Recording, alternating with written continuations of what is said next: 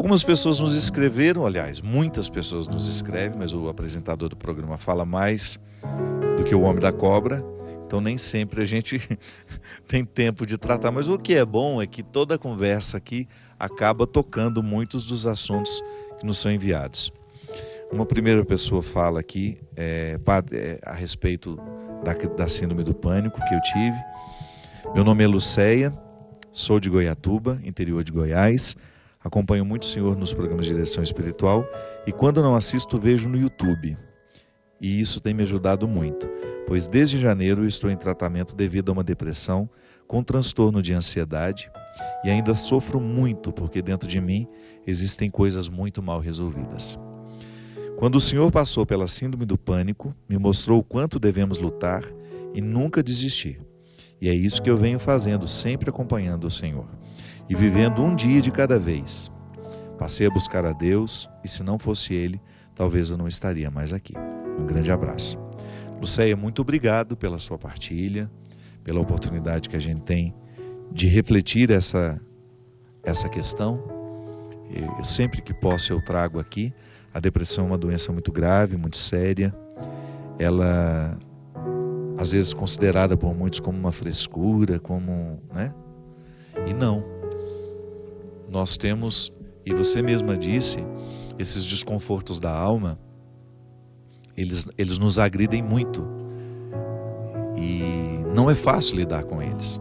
Mas é bom você perceber, eu vi que você está muito atenta a isso, pelo que você escreveu, que você identifica que existem coisas que estão mal resolvidas na sua vida. Esse é o ponto de partida. Às vezes a depressão é apenas uma consequência de uma vida que está sendo mal vivida.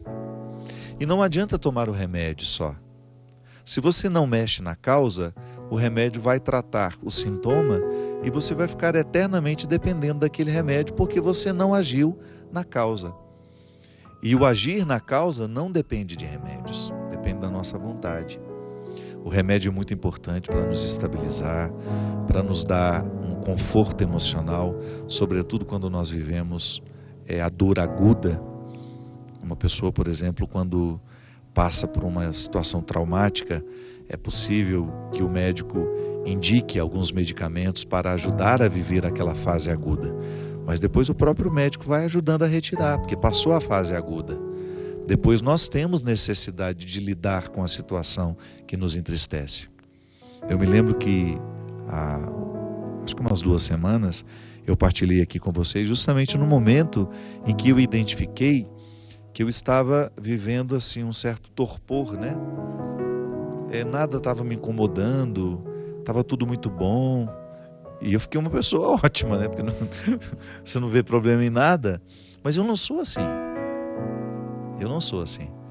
E eu percebi, muito conscientemente, que aquilo era um resultado dos remédios em mim. Então eu procurei a minha médica e pedi a ela o direito de voltar a ser quem eu era, e poder administrar conscientemente a minha situação. É claro que a síndrome do pânico é muito perigosa, ela pode levar à morte se a gente não cuidar. Então nessa fase aguda a gente precisa mesmo do medicamento. Mas depois, à medida em que a gente vai superando, nós temos o direito e a necessidade de começar a recrutar os nossos próprios recursos. Que o grande problema, minha gente, é quando nós não enfrentamos o problema que nos deprime. Que às vezes é uma estrutura de vida que não foi modificada, às vezes é um emprego em que você não está feliz, às vezes é um relacionamento que está lhe fazendo muito mal e você não teve coragem de estabelecer uma nova forma de viver esse relacionamento. Às vezes é um estado de vida que está lhe fazendo mal. E se a gente não vai viver os enfrentamentos das situações que nos deprimem, que nos entristecem, o remédio só vai adiar a dor. E infelizmente é assim. Eu fico muito preocupado de ver como facilmente nós nos encaminhamos aos remédios e como nós temos, porque estamos muito facilmente sendo encaminhados aos remédios, a gente fica procrastinando, adiando o tocar naquelas feridas que é necessário para que elas sejam curadas. Então, Lucéia, eu fico muito feliz que você esteja consciente e de que, apesar do sofrimento emocional que você vive, você esteja encontrando aqui no nosso programa, ou seja, também nas minhas pregações no YouTube, nas minhas palavras que nem vão mais por mim, né, que outras pessoas levam, divulgam por aí, que você possa estar aí descobrindo uma força a mais para você poder seguir. Que é assim mesmo. Uma palavra, ela tem o mesmo efeito que um comprimido às vezes. Ela provoca dentro de nós um bem-estar, ela provoca uma esperança e isso é muito bom. E nós não podemos desistir. Eu tenho uma amiga, uma família muito próxima a mim lá em Campina Grande, que desistiu na semana passada. Se matou, bebeu veneno na frente dos filhos. Uma situação tristíssima. Um desajuste emocional que já estava se avolumando e de repente aconteceu. E isso nós sabemos que é muito comum. Muita gente desiste da vida. Eu não tenho medo de dizer, eu quis desistir em julho deste ano. O meu sofrimento era tão grande que eu tinha vontade de deixar de existir. Eu não sabia mais conviver com aquele sofrimento. Estava tão agudo dentro de mim que eu perdi a vontade de viver. Mas isso é temporário. Se a gente cuida, volto a dizer, a gente toma o remédio na hora certa, procura o profissional na hora certa e depois você começa a encaminhar com terapias ocupacionais, mudança de hábito, mudança de alimentação. Eu já falei isso aqui uma vez, né? Eu tenho uma admiração muito grande pela Margarida Félix, que é uma psicóloga lá de Recife. Ela tem um trabalho muito interessante, que é de recuperação de pessoas deprimidas através de mudança de hábitos e mudança de alimentação. Uma pesquisadora muito séria, ela é uma pesquisadora muito séria, que se cercou de bons profissionais e foi catando pesquisas pelo mundo afora, foi trazendo para dentro do instituto dela, dentro do lugar do trabalho dela.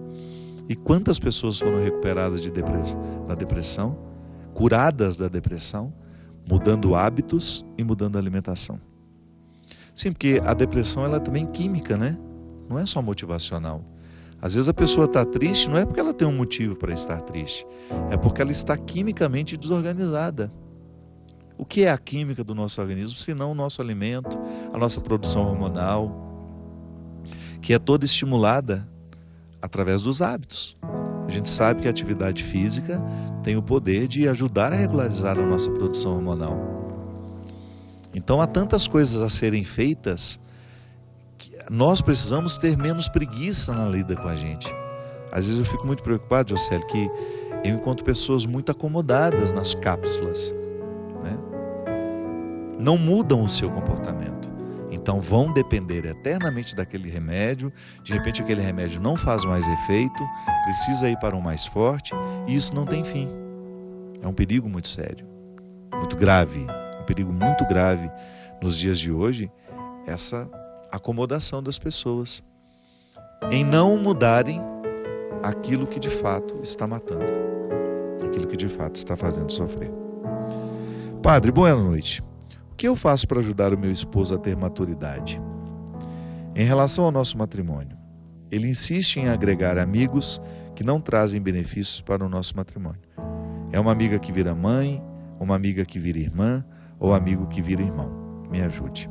Pois é, a maturidade, ela está cada vez mais difícil nos nossos tempos. Porque para se alcançar a maturidade, a gente tem que ter uma experiência diária de cultivo de autoconhecimento. E se tem uma coisa que nos últimos tempos a nossa sociedade está deixando de fazer, é justamente a experiência do autoconhecimento. Porque a vida que a gente leva não permite autoconhecimento. Nós estamos dispersos, jogados para fora o tempo todo. Minha filha, não existe fórmula mágica para isso não, mas se a gente não muda o nosso comportamento dentro de casa, em criar experiências para o autoconhecimento, que é justamente o momento do diálogo, do confronto pessoal, da conversa, que Porque às vezes tudo isso que está lhe incomodando no seu marido nunca foi dito. Ou então já foi dito de formas erradas. Não adianta dizer, tem que dizer do jeito certo. Então às vezes a palavra certa é dita da forma errada. Nós precisamos ter a experiência do autoconhecimento através da intimidade familiar, que é justamente a oportunidade que a gente tem de ouvir o outro. E a gente também poder dizer o que nos aflige, o que nos preocupa. Mas como nós estamos sempre preocupados, ou então ocupados, ou quando nós estamos juntos, cada um com seu aparelho, cuidando de situações que não nos envolvem, fica difícil, não é? Fica muito difícil viver a maturidade nos dias de hoje, porque nós não estamos estimulados para situações que favoreçam o autoconhecimento. E sem esse autoconhecimento, é muito difícil a gente viver ou colher os frutos da maturidade em nós. Pois é, meus amigos, muito obrigado. Fiquei muito feliz com a presença de vocês. O programa de Direção Espiritual já está chegando ao fim. Na semana que vem nós temos um especial de Natal. Mas nós já podemos começar nesse período de advento, intensificando ainda mais. Nós já estamos convidados a viver o preparo do coração, mas nós podemos intensificar ainda mais.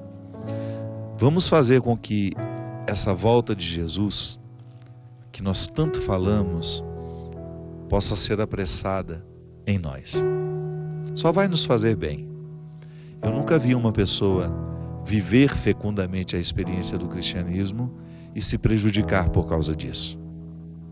Os fanáticos religiosos, sim, vivem prejudicados pela religião, mas quando a experiência é genuína, pura e de fato nos prende ao coração de Deus, nós só recebemos benefício.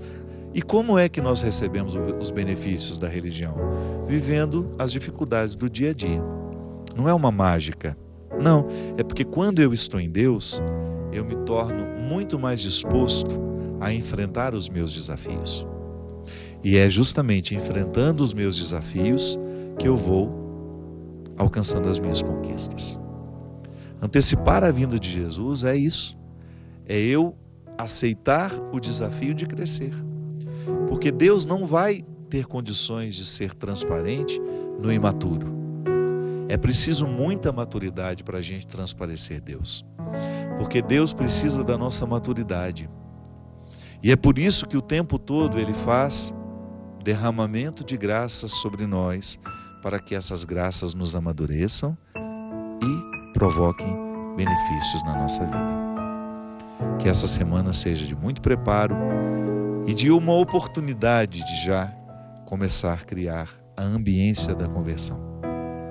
Sim, comece a vasculhar a sua vida, descubra tudo que é atitude, hábito que não lhe favoreçam.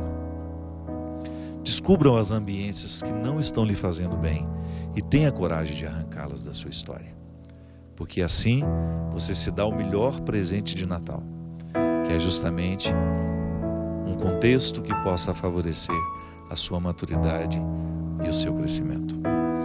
Derrame sobre nós a bênção e a proteção do céu, do Deus Todo-Poderoso, Pai, Filho e Espírito Santo. Amém.